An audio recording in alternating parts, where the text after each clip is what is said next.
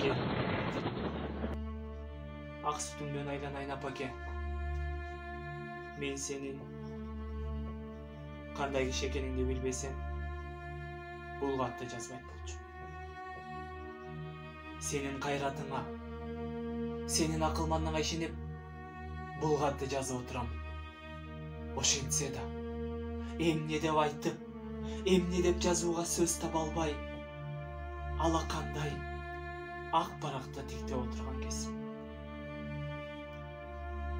Акыр түбү менин кылган ишимди туура деп табарсың. Ооба апа, туура дерсиң.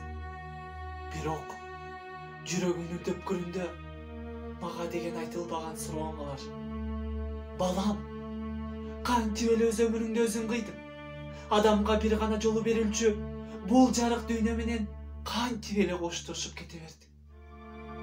Мен сени эмнеге төрө өстүрдүм? Ооба апа, энесиң. Сенин бул сурооңо тарых кийин жооп берер. Ал эми менин айтарым, согушту биз тилеп алган жокпуз. Бул бүткүл адам баласына түшкөн кыйын иш. Биз аны менен күрөшпөй кое албайбыз. Аны үчүн кан төгүп, аны үчүн жан берип, аны жок кылууга милдеттүүбүз. Түшүнгүн. Бул жөн эле өлүп берүү эмес. Бул жөн эле жанкечтик эмес.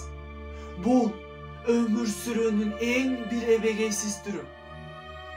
Кулакка балким жатуу болса да, ушул жолду туура деп таптым. Менин акыркы кат. Акыркы калем шилтешим апа. Апа, менин артынан туяга калган жок деп. Мындан ары дүйнөдө согуш болбосо, жаңы төрөлгөн баланын алаган ошол мен. Бой жеткен кыздардын жоодураган көздөр ошол мен.